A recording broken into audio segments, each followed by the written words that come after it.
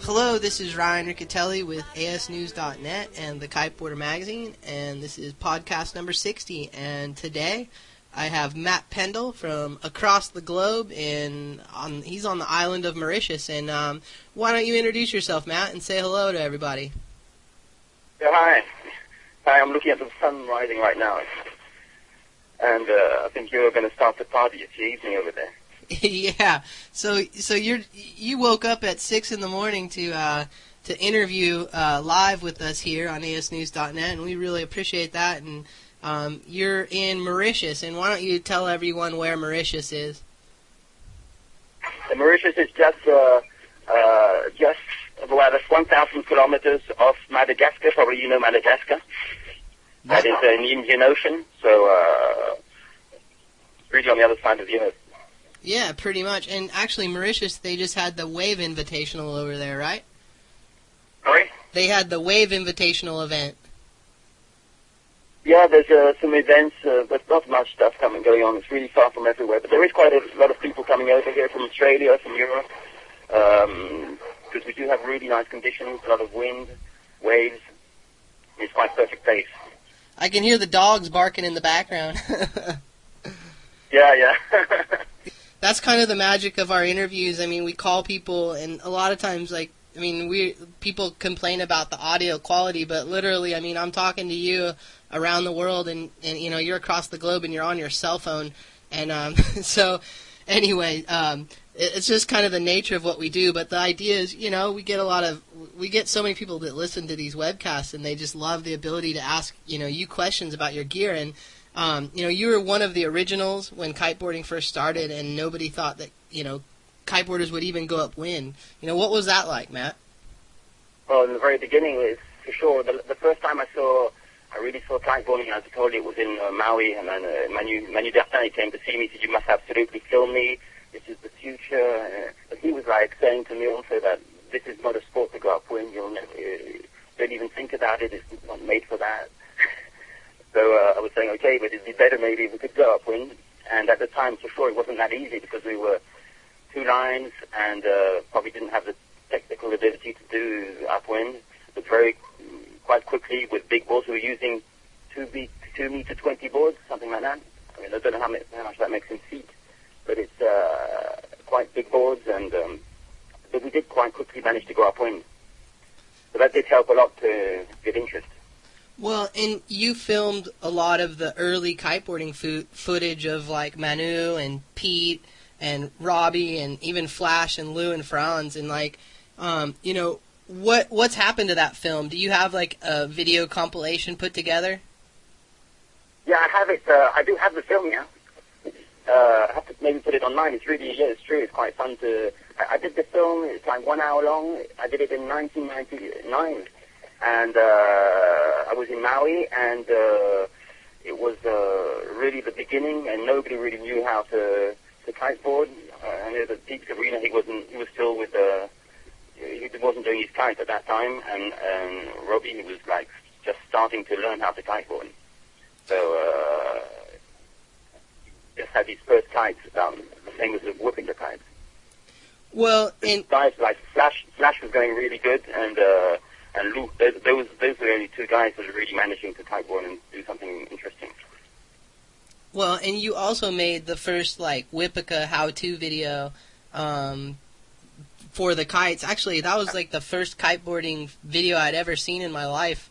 And the guys were on those big directional boards. I think those are the boards you were talking about. And these two-line kites. What was it like being approached by Bruno when he asked you to make this video on how to use these kites? What were you thinking? Well, I was already quite excited when I saw. I've always been excited by doing new stuff. I always thought that maybe I really surfing. I had a really good time, 20 years almost, doing windsurfing, and I always thought that maybe there will sure be another sport that will come up that will, as it always happens. But I move around because there's huge dogs trying to attack us. Matt's being attacked by dogs. There's about 5 or 6 dogs around here. One of customers is mine, so it's okay. So I always thought that there would be a new sport that would come up, and so when I saw kiteboarding with Manu, I sort of say, well, this is really exciting, so let's go forward on it. Maybe there's a good thing to, nice adventure to have being in the beginning of a sport like that. It's like, it doesn't happen, maybe it can happen once in your life. My energy into it. So when Bruno came to see me, he was setting no kites at all. Wipika didn't really exist when he came. And he said, well, could you do a video to explain how to use the kites? I said, okay. He said, I have no money. Like nothing. I said, okay, give me 2 kites and I'll go forward on that. So I had the kites and I very quickly started that took maybe a few hours to manage the kiteboard. And then we worked together for six years or something, trying to make things good. But for the first 2 years, there was no money, nothing. I mean, I worked for nothing for 2 years, and trying to make things work, like the bar, the boards. I mean, we really had to put in a huge effort so that people got interest, people were laughing. What was it like working with Bruno back then? I mean, he's obviously one of the thought leaders in our sports, and the reason why we're here. I mean, what were those first years like? It was nice, quite exciting, yeah, for sure. Yeah, we were communicating every day. I mean, because he quite quickly went to the Dominican Republic. But it was the first years were like okay, but then when it became a bit bigger, we did do all the Wipika for 2001 with the air blast, and then we did Takoon, and then I stopped. Not always easy with him, but it was good. When you're doing a new sport like that, trying to make things work, trying to promote, so I was going to a lot of windsurfing events, and I must say one of the things that made the sport go forward is that we managed to go in very low wind, like 10 knots, 12 knots, at the time. And when there was that type of wind on the windsurf event, and we were on the water, mainly me, because we were only a few in the beginning, managing to have an kiteboard. When all the windsurfers were on the water, on the beach, watching, they were saying, well, what's that? We must get a kite. So I think what helped really was that we could manage to go on the water with a very small amount of wind, and that did give it an advantage to windsurfing. So I think that did help. And I bet a lot of windsurfers scratched their head and were just like, hey, man, we got to try this. We got to get into this. Someone's chiming in from the lounge and says, you were the first to think of different aspect ratios for kite sizes. Talk about that. Yeah, so that was the time where we were doing the Wipika in 2000, I think, for the air blast. And, at the time, Bruno did not want to do. I had to fight with him really to manage to do the air blast, because he absolutely did not want to do a high aspect ratio kite. That was the air blast. So what I did is that I was saying, okay, we have the first Wipika that was 3.5 aspect ratio around. There was at the time the AR5 that was aspect ratio 5 for all the sizes. Then we had made some prototypes, some other kites, and we could quite easily see that. I mean, I was saying, okay, in different sizes, we have different kites with different aspect ratios, and we know that, this kite is too fast, this kite is maybe too slow, and this and this. So I said, I want to merge all this together, and to understand what would be the best aspect ratio per size in the same range. So it was what I did is like an Excel file with X and Y, okay? And on one side putting the sizes, and one side the aspect ratios. And then I put on the intersection the kites that I already knew about, okay? And then from all these points, I put a curve that went through all these points. And then from that, this is what we used then to do the air blast. So we're saying, okay, we want to do there was the 8.4. This was projected area. So we just put the size in, and then we got the aspect ratio. So I had different curves for different, for the free air, for the air blast, and even for all the kites for Takoon, and using the system, it was quite easy then to say, okay, I want to do an 11 meter. I want to, on a high performance kite, this is the curve, and it comes to the aspect ratio. Well, and obviously at that time too, when you came out with the air blasts were like a I wouldn't say a revolution, but that was a very popular kite. And, you know, one of the questions I have here is what innovations can be credited to you from Wipika and Takoon? And yeah, let's say then it's all. I've worked a lot on the bar. This was a bit of a, in the beginning, it's not easy to manage to get the 4-line bar working properly, everything. But mainly, if you want to, for Wipika and Takoon, I was Globerider, my company that I used to have in France. In fact, was managing all the people. I had all the people with me, the riders, and we did on our own. I mean, Bruno was in Dominican Republic, but we were doing all the everyday work to get the product done, put into production, follow up, or all this stuff that is quite a huge amount of work. So this was the main thing. Like for the scoop, we did the whole design in the office with the guys that are working with me, and just the main thing is to decide when you make the cut, to decide what type of profile you want to do, what type of aspect ratio, and what type of sweeping back of when you look at the kite from the side, to give more or less depower. And these are the big decisions to take to try to have a good or a bad kite. You made the statement that windsurfing first embraced our sport and then tried to ban us. And why don't you tell me a little bit more about that statement that you made? Yeah, that's, let's say in the very beginning, I was going to events, windsurfing events, they sort of invited us to say, okay, do some demos. It's interesting to see something new, or give more activity to the event. So we were going to these events, but what was happening is that sometimes there was only 10 to 12 knots. All the windsurfers were on the beach, and we were kiteboarding. So what happens is that the professionals in windsurfing, the APV, it's Association Professional of de la Voile of Sailing, they just voted and said, okay, we don't want any more kiteboarders on our event. Because they were they told me they were worried about seeing people on the water with 10 to 12 knots, and maybe make the windsurfers think about this. What is it? Let's maybe try it, you think? So that's what happened for sure. In the beginning, it was a bit strange reaction. Well, we have some people in the lounge right now, and actually I have a question from one of the guys, and he says this is more about, obviously, the more current times and Globe Kites, but he wants to know, he says, you have dealers all over the world, and in North America only a few. Do you have marketing issues because the products are really not the issue? In other words, he's wondering why isn't in the U.S., why doesn't Globe Kites have a bigger presence? Well, this is I think the Dave, who's distributing Dave Turner from Lightwave, I think he's doing a really good job in the US. But for sure, I don't want to. I was in the past doing when I was doing Wipika, Takoon, we were like a lot of much, let's say, higher level of riders, promotion, doing a huge amount of stuff, probably much more presence. And for me now, what I want to, I've already done all this, like having 10 people, tons of riders, everything. This is sometimes a bit of a nightmare to organize everything, to make things work. For sure now, since a few years, I'm doing the GK kites. I'm trying to do the best product I can. I'm having a lot of fun doing that.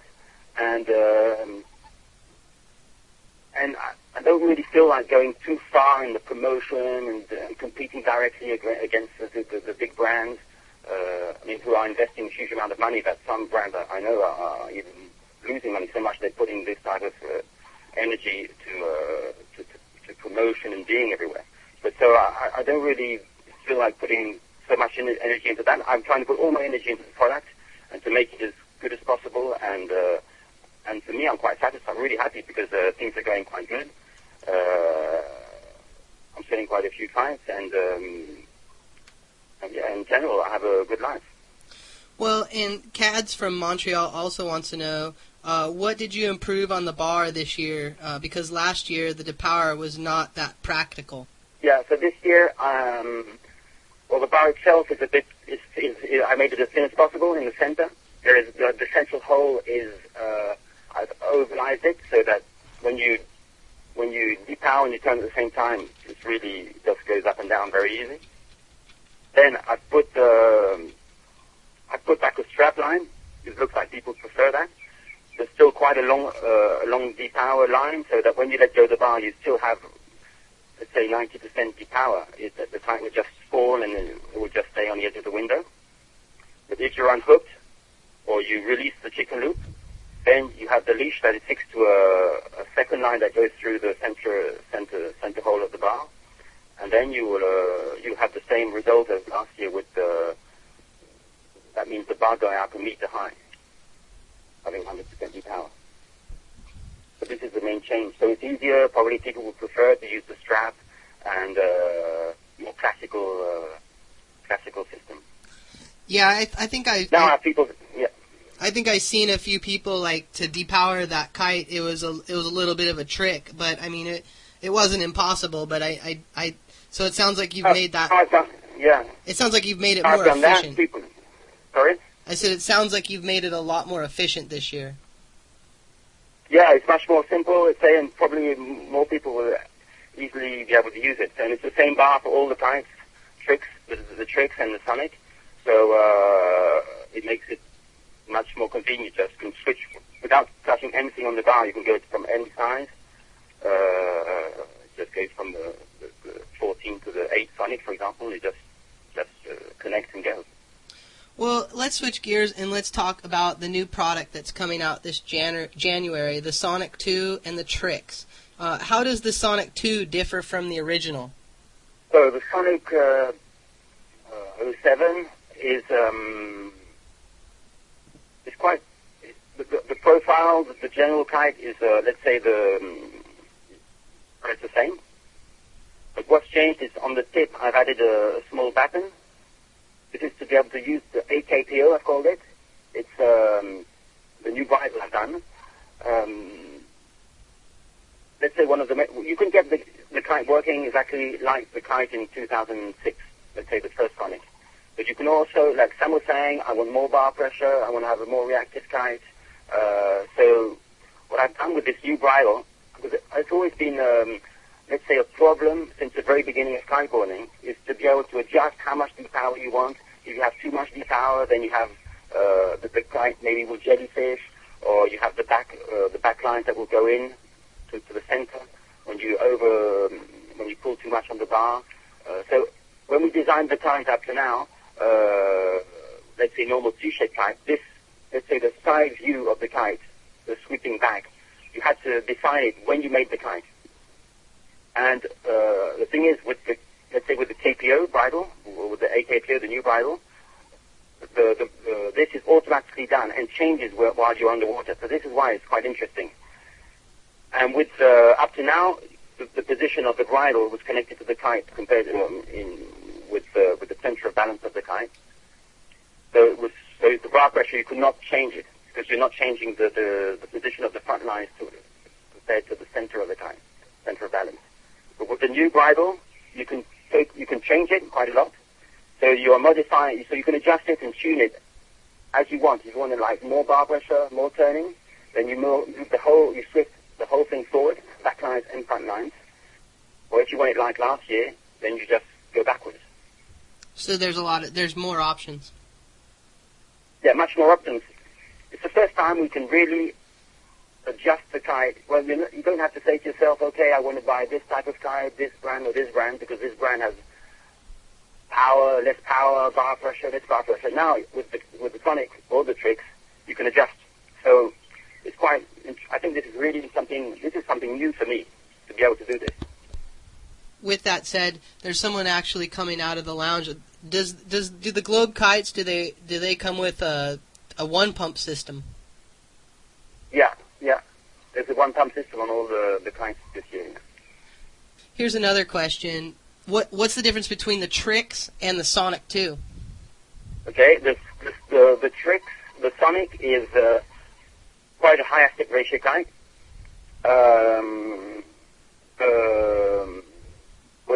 When you look at the front view, the front view, let's say the C shape, is a little bit open. Okay, in fact, it's really open like a half a circle. Okay, shape is like really like a C. But this one is open up, so it's a bit flat. It's supported by the bridle.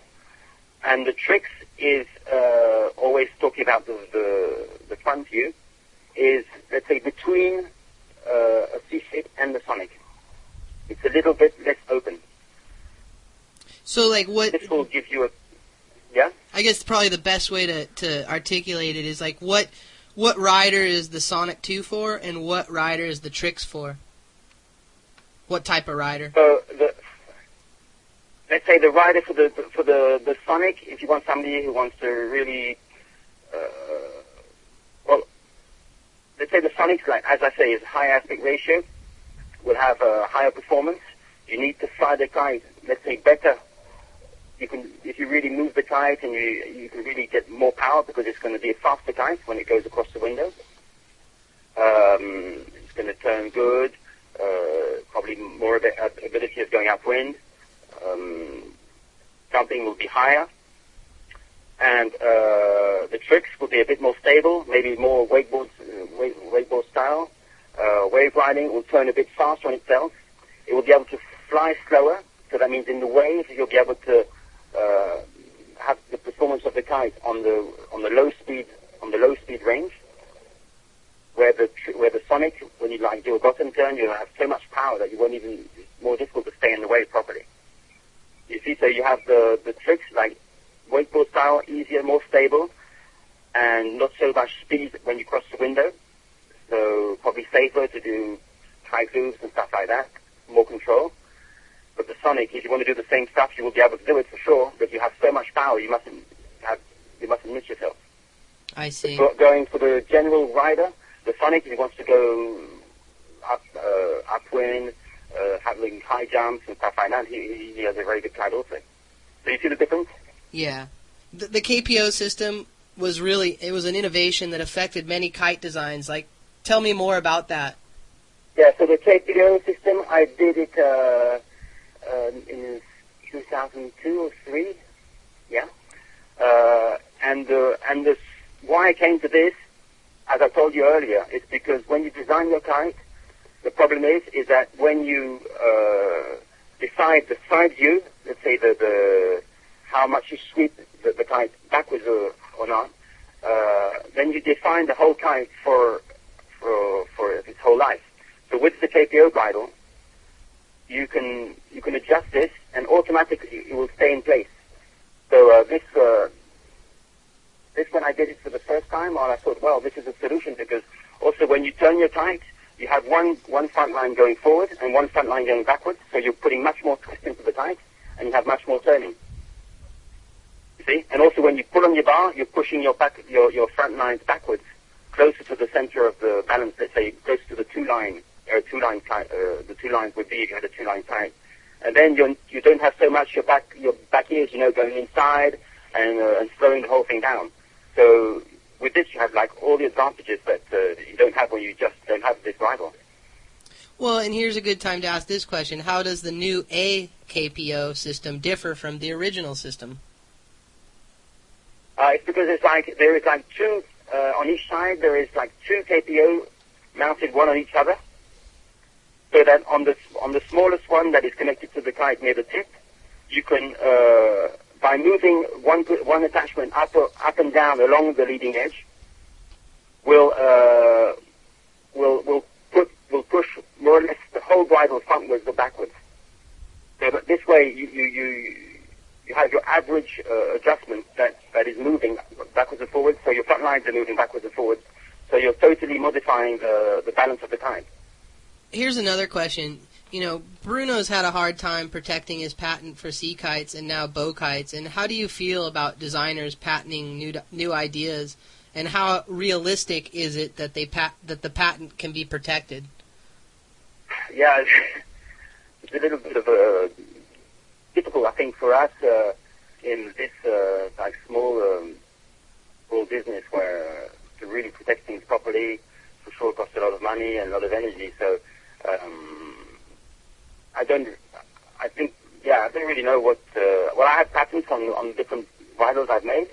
The thing is, just well, at least we know when you do a pattern who's sort of inventing the stuff, so at least people have can recognize that. And then, for sure, I haven't really gone into it enough to see how well we can protect ourselves. For sure, I'm gonna take a look at it more into that. It takes time, but we have time to do this. I mean, if I see that everybody's going to use my bridle, maybe I will take some action. For sure, but have to see in the future. Do you feel that, like, patenting innovations will hurt and stifle, like, safety and performance developments for other companies?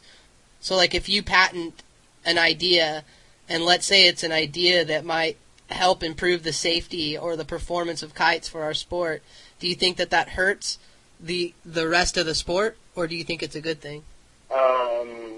I don't think it would hurt. I mean, let's say to make something work, okay? Let's say for the Sonic, for the main thing that makes the Sonic work is the bridle, okay? To make this work, it took a lot of time, a lot of energy to make to adjust everything, and so then when I see some other kite coming up, and people say to me, "Oh, look at the kite; it's exactly the same as yours." So, and they just for them it takes a few minutes. I'm exaggerating, but for them it's much easier.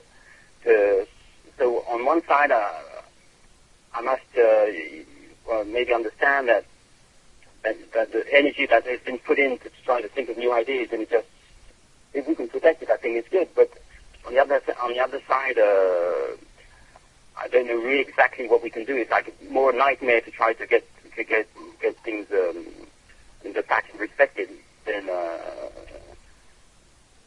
I think that's a difficult situation to try to get protection really working. Yeah.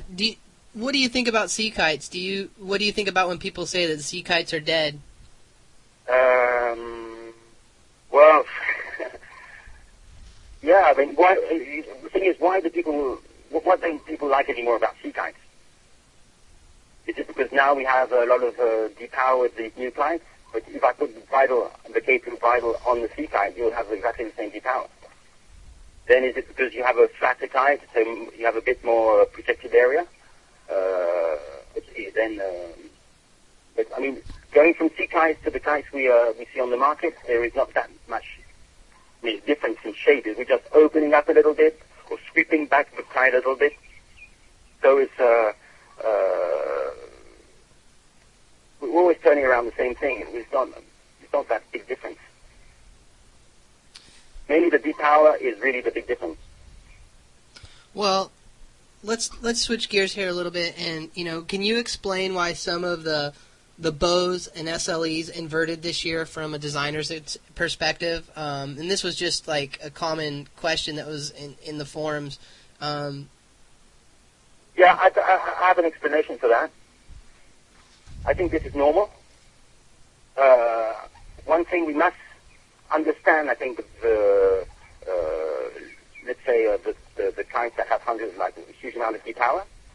Let's say if you're going upwind, and then you have the ability of really depowering, that we did not have with the C-shape, because the C-shape was blocked, okay? It could not go, not completely go under depowered. So if you're like going upwind with the kite using 100% depower, exactly like sailing with a sailing boat or windsurfing, if you depower when you're going upwind with high speed, of course the wind will come on the other side, and that's where it inverts. So you have to sort of understand that these kites have so much ability of going to an extreme that you have to control it more as a rider. Well, here's another question that comes out of the forums. It says, many of this year's bow SLE-style kites, including yours, experienced issues with the leading edge seams blowing out. Why did this issue happen, and what have you done to address it in your 07 kites? Yeah, so I think this is a very important matter, because of course I have analyzed completely to try to really understand what is happening. And, for 07, we have tried to improve as much as we can what is possible with the factory to make it really strong. So one thing is for sure now is that compared to C-shaped kites, people are pumping up the kites much more. Okay? And they're also using the kite in much more wind, let's say for 11 meter or 12 meter, where you were stopping using a C-shape at maybe 12 or 20 knots. Now some are going over 30 knots with the 11 Sonic. So this is a huge amount of wind. As you can totally depower, you're like going totally depower and pulling in. You have not much bar pressure, so you can really shoot in really strongly, and all the energy is going into the kite instead of going into the rider. That was happening before with C-shape. So we are pushing the kite much further and really putting extreme stress on the kite. And you can put you can really go so far that you can finally break your kite. And we can't do much really to make it stronger. Then we're using the best material, the best thread, the best everything to make it as strong as possible. But there is no real limit to use the kite. Before it was the rider that was limited by his ability of being able to hold the kite because of the strong wind. But now you can just shoot out, even at the 35 knots, it just continues. But then you're putting too much pressure on your kite. So this is causing some damage for sure. So you have to be careful, understand that your kite has a limit. Also, the fact that we are letting go of the bar and the kite will fall on the edge of the window. And compared to a C-shape, where if you did that, the kite would stay on the edge of the window, but it will still be under pressure. So the shape of the kite is still supported by the wind. But now, as we have 100% depower, the kite is just falling and bending. Okay? And so, of course, this is putting strain on the leading edge. Plus, if you're really overinflating the kite, there's no space for any more. There's no space because when you bend, the pressure will just go up. And then I've seen the back horn breaking. Of course, you have sometimes the stitching, but also the back horn, not the stitching. So we can't put reinforcement like double layer of back horn everywhere on the kite. Then the kite won't fly. It's going to be too heavy. So you have to be also careful on the rider side to sort of know that every time you crash your kite, every time you go in like 35 knots with 11 meter, you're putting huge amount of strain on your kite, and you will sort of weaken the kite. And today we don't have the technology, material-wise, or to be able to make something that will resist so much with still seeing light. I see. Well, let's move on to some of the forum questions. There's a forum guy on Kite Forum. His name is Devious, and Devious said he had some problems with a couple of his Sonics, and he wanted to know if your customer service this year is going to be beefed up, because he said he had a little bit of trouble getting some replacement. Some of his stuff taken care of. So what's the plan for 07? Are you guys beefing up your customer service personnel? Now we're sort of much better organized with this year we did much more sales than the year before. Of course, we have been reorganizing everything, so now we have quite some people to follow up everything. And concerning it's very difficult because with these kites, as I tell you, if you're not careful with your kite, you can very easily, you can damage it. If you're like crashing it all the time and letting go your bar and overinflating. So to know exactly what is happening and the people understand also on their side, so they have to be a minimum careful. Because I know that there is problems with leading edges with the Sonic, but also with all the other brands. We're using the same material, the same stitching, more or less. We are trying to always, now it's sort of, everything is like figured out, all the problems maybe we had this year in 06. Everything is settled. But the most difficult thing is to understand exactly what has happened to the kite, and we can't just, the guy has to be careful with his kite. If he's just doing bad stuff with it, also, we can't just follow up with everything. Otherwise, it's difficult. Yeah, and that's natural. Be careful. If you're going to abuse your gear, your gear is not going to last. Some of the worst people, the people who abuse gear the most, I think, are my friends who are professional kiteboarders. They tend to not take pride in their gear like some of us who have to pay our hard-earned dollars for these kites. The thing is, it's really important, I think, that people understand that with the kites we use today, the limit. Before, up to now, with the C-shape, the limit to using the kite was the rider's limit. And now, there's almost no limit to the rider. and the tide is taking all the strain. So you have to control the way you use it, and you really have to be careful because we're making flying objects. We're trying to make them as light as possible and as strong as possible. We use the technology we have and the materials that exist, and sometimes we can't make it stronger, we can't make it better, because maybe in 20 years it will be possible, but today this is what it is. So, if you buy an airplane, if you crash the airplane, it will break probably, and you can't fly it anymore. So the thing is to be careful. Please be careful. Very true.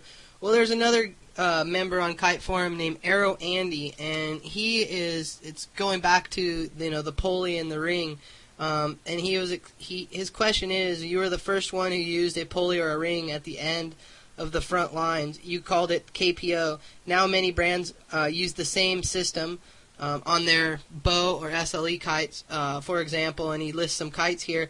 But he wants to know, do other brands have to pay you for using this, or is your patent applicable to all of these different manufacturers who are using similar systems? Yeah, for now, I haven't really. It's quite recent that I see people using this so much. So I haven't really gone into this because I haven't gone into this up to now. So now I'm going to look at what's happening exactly, and then see what I can do. But for now, I'm just letting people do what they have to do, and then when I see that everybody for sure is using my system, then I will decide what the action to take. I discuss with them, say, okay, guys, you're using my stuff. Let's make a deal or something. Maybe this is the way to go. But I think I'm waiting to see, because in the beginning, like a year ago, nobody was really using it. They were using all the system from Bruno, in fact, on the Cabrina. It was totally another bridle. And then I did the Sonic that was totally different, as you know, the KPO bridle. And now everybody's shifting to me. So I even see Cabrina shifting to me, I think, on the switchblade that they're using something like that. So I need to. I just need to wait and see, and then discuss. Yeah, I see. I understand, and I'm sure that, obviously, trying to seek out every person and trying to point fingers at who's copying who is probably least on your priority list. I mean, you're a designer. You're focused on your product, and obviously that could be a job in itself, trying to police the patents and and who's copying what. Yeah, now, so maybe just give that. Yeah, that's for sure. And I would see. I would see what to do, and probably, of course, I wouldn't do it me directly. I would get somebody to tell me, okay, this is what you can do or not. And well, I don't want to stress out with that. Yeah, exactly. Rory from Cornwall. He said your website talks about how to move the lines on the new kites. He said the stated two basic options are move the AKPO and your rear lines forward for a more reactive, heavier feeling kite that turns super fast. Move the KPO backwards for a lighter bar pressure and a more balanced kite. What he wants to know is just, can you expand upon these options and combinations and talk a little bit more about them? Yeah, it's quite simple. If you shift the whole thing forwards, okay, then you will put your pressure in front of the center of balance of the kite. Let's say where you would position two lines, okay? So of course you're taking off pressure from the leading edge, and you're putting more pressure on the back lines, so you have more bar pressure. Okay? And more you go backwards, more you're putting your front lines close to where, let's say, the two lines would be if you had a two-line kite, to the center of balance of the kite. So you're putting all your pressure on the front lines, and then you're just using your back lines to steer, and your pressure is going down. So for those who want to do more hardcore stuff, let's say with the Sonic, like on the 8 meter, if you go forward, then your kite will totally change. It will be, the turning will be much more sharper. Let's say it will turn in a smaller circle. Let's say if wave riding is good, so it won't speed up too much, and won't give you too much power. Let's say you're doing a bottom turn, you turn, and if the circle of turning is quite small, then it won't build up too much speed, and then you can really do your wave riding stuff. So, and on the other hand, if you have the rider who wants to just go up and down, have good performance, and be very precise in controlling the incidence of his kite, then he should go backwards as a Sonic 06, and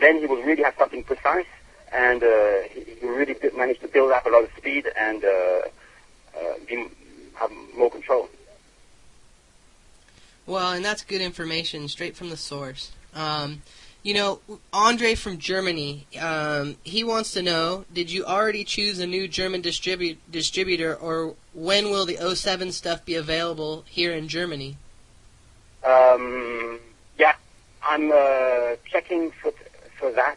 I have different options for Germany, and in fact I'm deciding these coming days what to do exactly. So I haven't decided yet exactly what to do for Germany, but for sure the decision will be taken. I'm trying to evaluate the best solution for me. Well, and we got another question from Clive from South Africa. He says he did not think you would be able to improve much on the '06 Sonics, but he says it looks like you have, and congratulations. And his question is, will GK be making available an aftermarket single center line and cleat chicken loop system like the '06 Sonics had?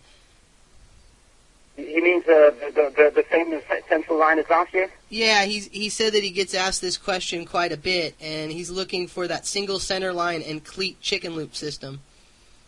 Do you guys have an aftermarket version? Yes, but we can still produce that one for sure. Now, you see, people were saying last year, we don't like it that much, and now people are saying to me, oh, we loved it, we want it. So it's always difficult, you know, to manage to follow up with every request. But for sure, this we can still make, and yeah, no problem. If people want this, the chicken loop as we had it last year, there's no problem, we can have it.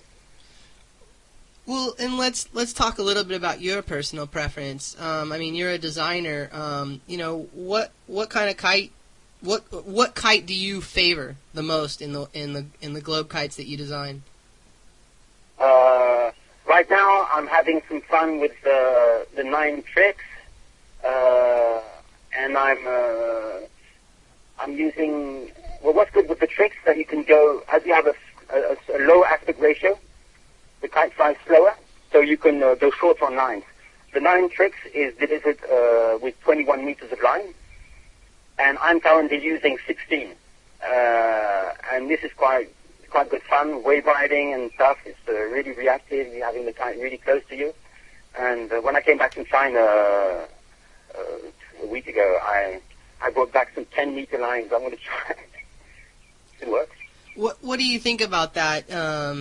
You know, Lou Wayman has always talked about, you know, we should make kites fly on shorter lines. Do you think this is is this a reality for our sport? Is kites going down to smaller lines? Or shorter lines, I should say? I think then, I mean, it depends what you want to do with the kite. Probably for tricks, short lines is quite much more difficult. Because the kite is going across the window so fast that you haven't got much space for mistakes. So probably using I'll use short lines for wave riding. I'm not doing like all these tricks. For sure, I would put longer lines. Come on, Matt. You're supposed to be. I heard you're like the guy who does big old kite loops, man. No. I did practice in front of my computer. No. I'm more into wave riding. That's what I really like to do. And most of the time when I'm on the water, I'm checking out the kites. And actually, I live 20 minutes away from the spot here. I can see it where I am right now. Yeah, I like wave riding. That's really the good thing I like. Well, and what kind of boards do you ride? Well, I did a board. I used the board I produced. I did like a twin tip. The kiteboarding. It's the side rails are going negative, like a bit like a snowboard. That's quite and a bit of flex. That's nice. But this is what I use, and also I have a surfboard style. But I'm not. I just use the board I have. Yeah. Well, Matt, I just want to thank you for waking up so early and answering all our questions here. I know we're talking from across the globe. Where can people learn more about Globe Kites? What's your like web address and contact information? Globekites.com. We're updating the website every day, trying to put as much things as possible online. That's it. You should put up that footage, that old footage, if you can. It would be really cool to see some of that original footage back on Maui. Yeah, I think it's online somewhere. I have to check. I'll send you the link. For sure, it's quite fun. This is like historic footage because this period of everybody learning, like it didn't last long, 6 months maybe. Well, we look forward to seeing what the new gear and the new kites for '07, and obviously you were really successful in '06 with the Sonic. And one thing I really want to say to everybody, me, other designers, we're putting a huge amount of energy to make good stuff so you can have a lot of fun. But be careful with yourself and also be careful with your gear. Make it as strong as possible, but if you're not careful, it does break. This is very true. That's the bottom line. It's all about common sense. Yeah, you have to think that this is we are having very high-tech flying objects, and normally an airplane, you don't crash it. And here we can crash it quite a few times and still flying. Yeah. Do you ever plan on, or have you come over to the U.S. at all and checked out our kiteboarding scene over here? I've been quite a few times to Maui, but this was quite a few years ago. And for sure I'd like to come over and travel a bit this year. I will, hopefully. Well, Matt, I know we're dealing with obviously cell phones and just a really a connection that seems a little slow. So I'm going to let you go. I really appreciate you coming on the show and talking about your product. And let's definitely stay in touch. And we'll get you back on the show soon. Okay, that was nice anyway, speaking to everybody, to you. Yeah, including you getting attacked by dogs and... The dogs have disappeared. And then I think I heard chickens for a few moments there, too, chirping in the background. Maybe, yeah. Yeah. Well, all right, well, you go and enjoy your morning, and hopefully you'll get on the water today, and we'll talk to you soon. Okay, nice speaking. All right, thanks a lot, Matt. Bye-bye. Bye. Well, everybody, that concludes our webcast for the evening. Obviously, Matt and I, we had some communication issues just due to the nature of he's speaking on a cell phone on the island of Mauritius, which is right off of Africa. So anyway, Matt Pendle, Globe Kites. It was really good to hear what he had to say. Also, just want to throw a quick shout out to the kitermag.com. That's the new Australian mag over there, Russell Pell. He's been doing a good job. Check it out, kitermag.com. And then also want to give shout out to my crew for keeping it real here and helping us just make everything happen. We basically uploaded our brand new magazine, well, I shouldn't say our brand new magazine. It's been out for a month in the stores, but the brand new electronic PDF, and it's available for free download. You can check it out at thekiteboarder.com. This last week we've had a crazy amount of downloads. And to everyone out there who supports asnews.net and downloads us all the time and gives us all those nice letters and telling us where and how you listen to our webcast, it's really cool to hear your feedback. And please send it in. You can email info@theringmedia or ryan@thekiteboarder.com. Also want to thank Marina Chang. She's my producer and publisher for the Kiteboarder magazine. She did a great job preparing these questions, and I'm sorry if I fumbled tonight on a few of those questions, and I'll do my best. I tried to work on the volume for all of the listeners who always tell me I need to work on my volume. I'm working on it, and again, this is webcast number 60, and we'll be talking to you next week. Thank you very much, and have a nice night.